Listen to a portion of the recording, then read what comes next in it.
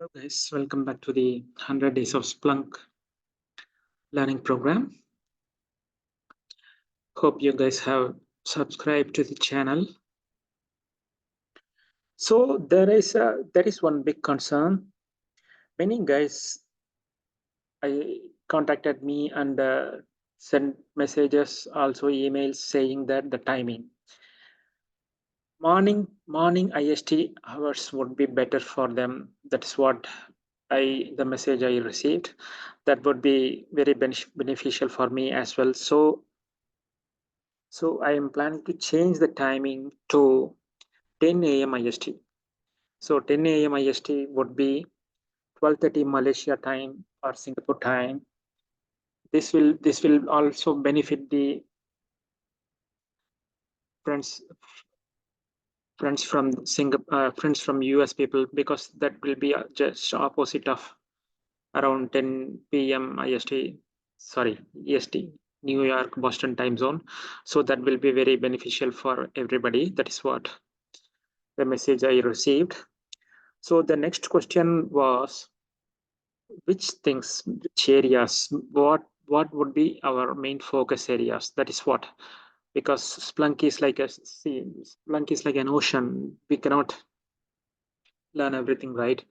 So the majority of the followers asked that Splunk interview question and answers. That is the first thing they were looking for. Second thing, Splunk certifications. Some helps, some certification help only, not everything, not A to Z. Some little bit questions and answers discussions. That is what I will be helping you. Just some roadmaps. I will be, as said in that movie, Matrix movie, Morpheus says that I will just show you the door. You have to walk through the door. Third thing would be Splunk mini projects. So some small mini projects that will give you some more training, some more exposure to the Splunk. That's what many guys have asked. So these three would be our main focus areas, and the daily activities will be Splunk question and answers, reading and discussions from the Splunk communities, Splunk Lantern, Splunk blogs, Splunk Tech Talks, events, that some details about these things. Next thing would be Splunk commands. Splunk config files is another important thing.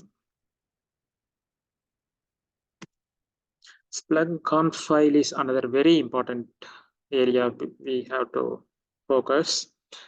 Splunk-based apps, GitHubs, some discussions about the apps and all, because our day-to-day job as the Splunk admins heavily depends on the Splunk-based apps. So these are all the main focus areas and the timing. Some guys have sent me some question and answers sheet also for today's discussion. Just for the time being, today we will just have 5-10 minutes. I wanted to keep these meetings short and sweet. So when we are having the real meetings, we will have for 30 minutes.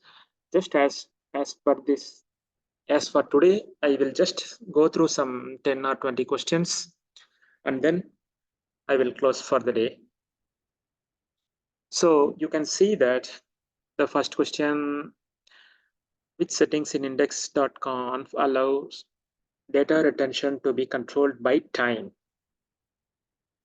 So remember that time, bucket size. Bucket size is another important feature. I mean, the Splunk buckets, we have hot, cold, warm, frozen, thawed, five different buckets we have. On the 5 different buckets, sorry, on the buckets, the data gets stored and roll over from hot to hot, warm, cold, frozen, and thawed, depending on the time and the bucket file size, event size. So I know the answer, but I want you guys to have some look, do some searching and testing which one would be the right answer for this question. Second question, the universal forwarder has which capabilities when sending data? So this is another important question, nice question.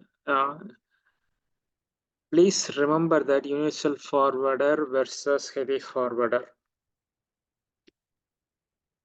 So sending alerts, compressing data, uh, hiding data, anonymizing the data. I don't know this word. So indexer acknowledgement. There are four answers. I will tell you the answers. Sending alerts is not at all correct. So we will leave that. Compressing the data, indexer acknowledgement.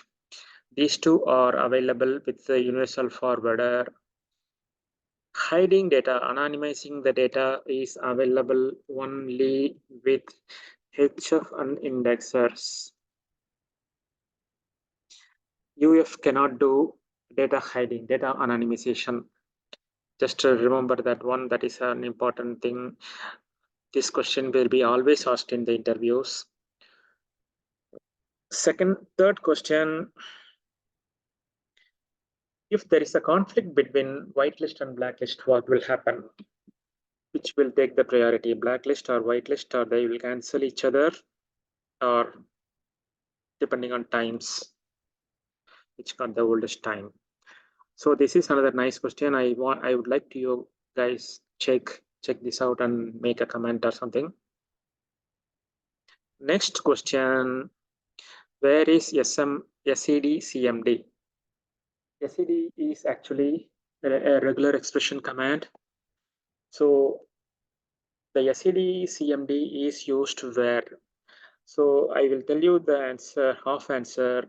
Inputs.conf, index.conf is not the answers. So the props and transforms, these are all the two answers, but there is a glitch. You have to select only one. You have to find out which one. This is another nice important questions for interviews as well, for certifications as well. Moving to next question. Supported configuration methods to add inputs on a forwarder, on the universal forwarder. That is another important thing. On the universal forwarder, adding inputs can be done by CLI, editing inputs.conf. Forwarder management is not available at the UF. So that is, most of you guys are aware of that one, I believe. Editing forwarder.conf is also not the answers. So the first two are the correct answers actually. Moving to the next question. Which parent directory contains config files? So the Linux admins or Splunk admins automatically knows about this one, I believe. etc contains the config files. So there is, on the interviews, there is another, this same question can be modified, which contains the variable files, the files which contains the working components of the Splunk. That is what var were. So that contains the files, temporary files, or all the files which will vary depending on little bit times. So etc contains the configuration files, where contains the variable files. There is no directory called conf, I believe. I need to check about that. Conf and default, they come under some more, under etc. They usually we will have default or local directories. So this is another important nice question for you guys. Moving to the next question. Which forwarder type can do the parsing? So I will give you one more small history. UF versus HF. In old times, there was a light forwarder. Light forwarder. That was 4 5 years ago. Right now, that forwarder is not available at all. Right now, we got only universal forwarder, heavy forwarder. Just to confuse you guys, they given the heaviest forwarder, hyper forwarder. Funny guys. So, which can parse? So, most of you guys can understand that heavy forwarder does take care of the parsing. Universal forwarder can do very minimal, very little bit parsing. Please note that minimal, very little parsing. In the next coming sessions, we will discuss further more about this one. So moving to the next question, which component consolidates the individual results and prepares the report? So I will give you some more details. Search peers are nothing but indexers. Search peers meaning indexers. Search peers and search heads. The name may be confusing you guys, but please be aware of that. Search peers are indexers, particularly in the searched cluster. In searched cluster. Search heads, they take care of this consolidating individual results. That is what the answer. Forwarder just reads the logs and send it to Splunk. Indexer takes care of indexing. Indexer takes care of indexing. So I hope you guys are aware of this one. Moving to the next question. Which component distributes apps and certain other configuration to searched cluster members? This is another very nice question. So deployer is the answer. I would like to you guys also verify what is deployment server. This is another important question. Deployer versus deployment server. You guys should understand this one always. This is always asked in interviews and certification questions. Moving to next question. Deployment server that clients pull from. I believe this is deployment apps. I'm not much sure actually. So the deployment server. So etc apps is a default one. It can be master apps or deployment apps. This question also related to the deployer versus deployment server.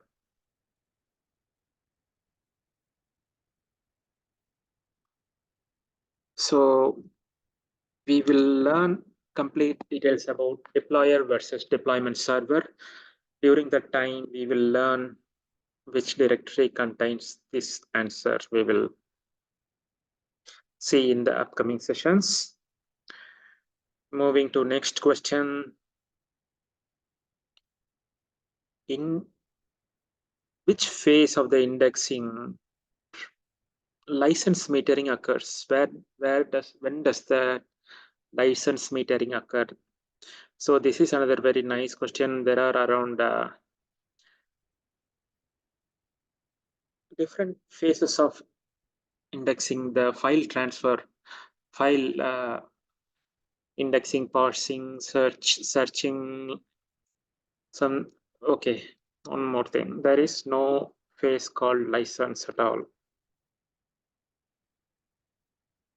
So this is totally wrong answer. So there are three phases available. In which phase the license metering occurs? So I would like to tell you the answer. It is indexing phase. Input phase and parsing phase are there for some other purposes. So moving to the next question, this is another very nice question.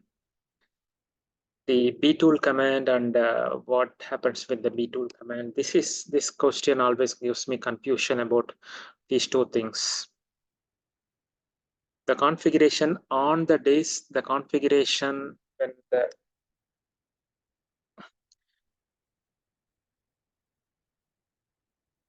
configuration of the file path. So these two, first two are wrong. On the second, on the third, and the fourth answer, we need to find out which is the correct answer.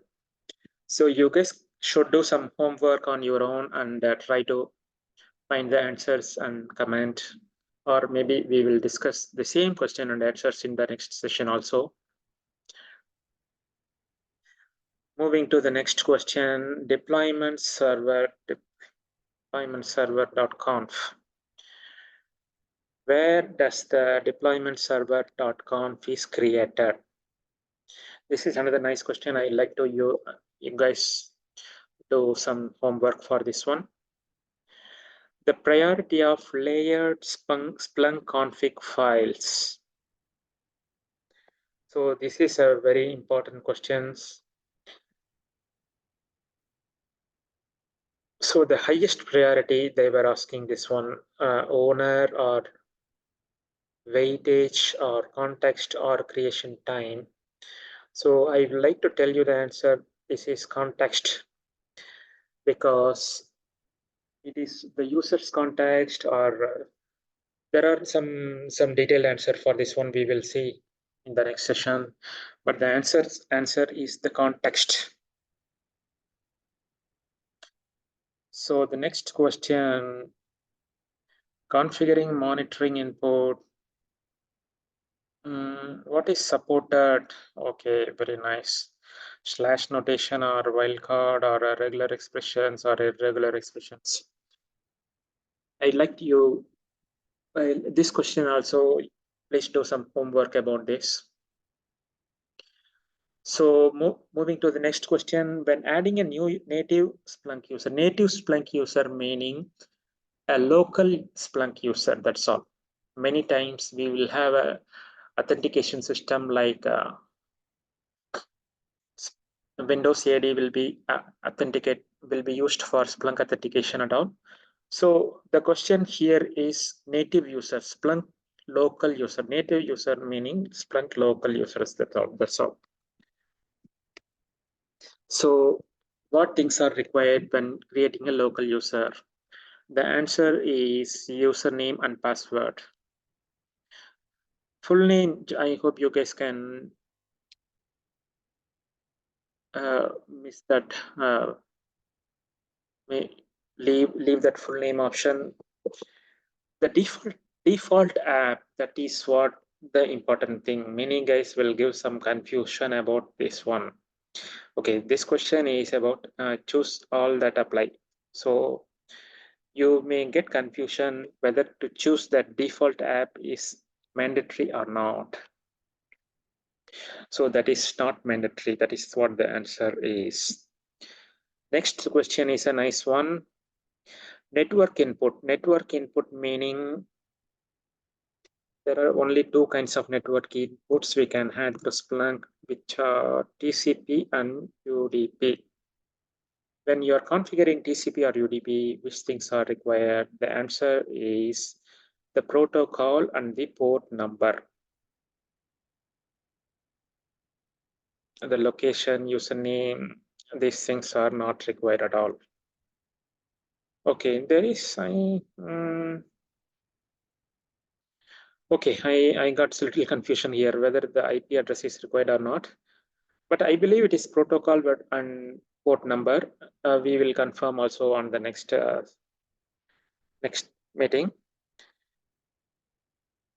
The forwarder requires which license? That is a nice question. Which Splunk component requires a forwarder license? Forwarder license is required by universal forwarder. Also note down that Splunk heavy forwarder requires a regular Splunk enterprise license. There is no forwarder called heaviest forwarder. The search head requires, the search head also requires a regular Splunk enterprise license. So the universal forwarder requires the forwarder license. There are only two kinds of license. Splunk universal forwarder license, Splunk enterprise license. The license also can be differentiated by free license, enterprise license, developer license, some other types.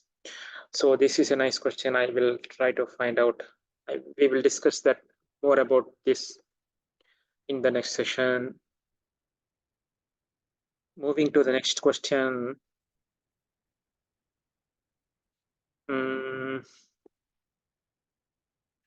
Okay, inputs.conf allows you. Okay, the answer for this one is TCP routing. That is what the thing. Maybe we will have a session for inputs.conf in our meetings. At the time, I will go through the other answers. To set up network input.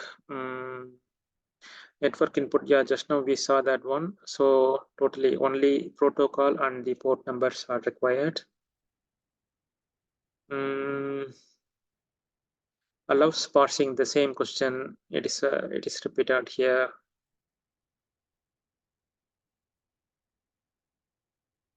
So the next one, which statement describe deployment management? Deployment management. Oh, this is choose all that apply. Deployment management is nothing but deployment server. This requires an enterprise license. This is responsible for sending apps to forwarders. These two are correct answers. The C and D options are wrong answers. During search time, which directory contains highest precedence? This is another very important question. Search time versus index time. I was reading last week that, okay, event time is another. Event time is there from the beginning itself, but recently there are some changes that Splunk guys are considering applying the event time as the index time itself. So there was some discussions going on that one. We will discuss that later. But the search time versus index time is another important thing. So this depends on the context of the users. So that is the answer. We will discuss more about this one in the next sessions.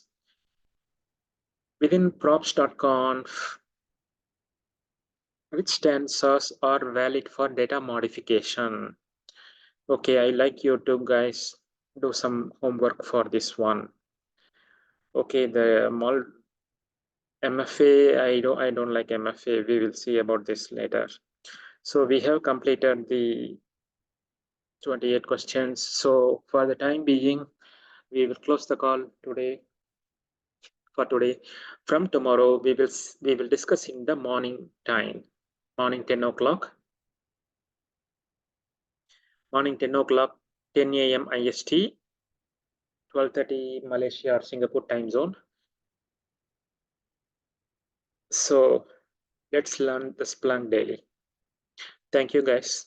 Have a nice day.